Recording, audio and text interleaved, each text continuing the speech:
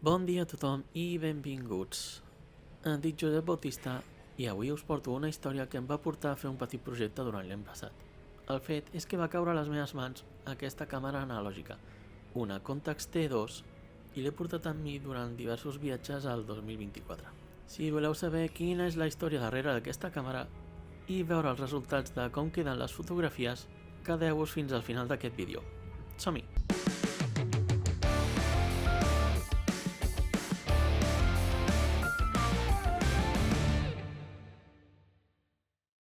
Doncs aquesta Contax T2 va caure a les meves mans cap al març de l'any passat, 2024, i mentre estàvem de viatge per la regió de Kansai, un dels viatgers em va donar la càmera i em va dir que l'havia trobat dies abans, se l'havia ficat a la butxaca i s'havia oblidat de que la portava. Vaig examinar la càmera, vaig veure que tenia un carret a dins. Després de donar-li moltes voltes, al final aquesta càmera va acabar a les meves mans i després de treure el carret que hi havia dins i guardar-lo, vaig posar-ne un de nou perquè vaig decidir de fer-la servir. La veritat és que feia 3 anys que no havia utilitzat una càmera analògica i en tenia ganes i il·lusió de veure què podia fer. El primer que va passar és que vaig deixar de fer fotos com si portés una càmera digital i només la vaig treure realment en comptades ocasions i només quan realment em volia forçar a fer alguna foto, ja fos a fotografia de carrer o fos algun retrat amb la gent que m'acompanyava. Les fotos que us mostraré al final són totes de fotografia de carrer,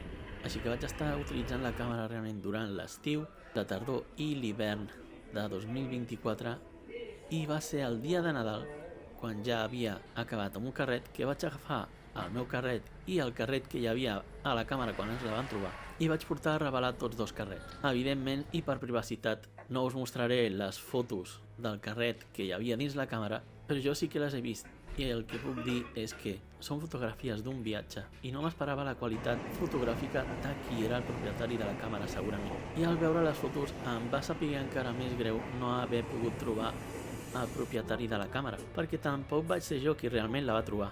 A mi directament me la van entregar dient-me que l'havien trobat a un altre lloc, però m'agradaria fins i tot, si mai aconsegueixo trobar el propietari de la càmera, entregar-li i parlar de fotografia. A més que tant les fotos com de l'antic propietari de la càmera com les meves pròpies fotos m'han fet tornar a apreciar una mica més la fotografia i a pensar amb més detall quins són els moments que vull fotografiar. I ara ja us deixo amb les fotografies revelades del meu carret durant el 2024. Si us ha agradat aquesta història i el vídeo i voleu veure més continguts com aquests, doneu-li al botó de m'agrada, deixeu-me els vostres comentaris i si no ho heu fet encara, subscriviu-vos al canal, que és gratis. Ens veiem al proper vídeo. Fins aviat!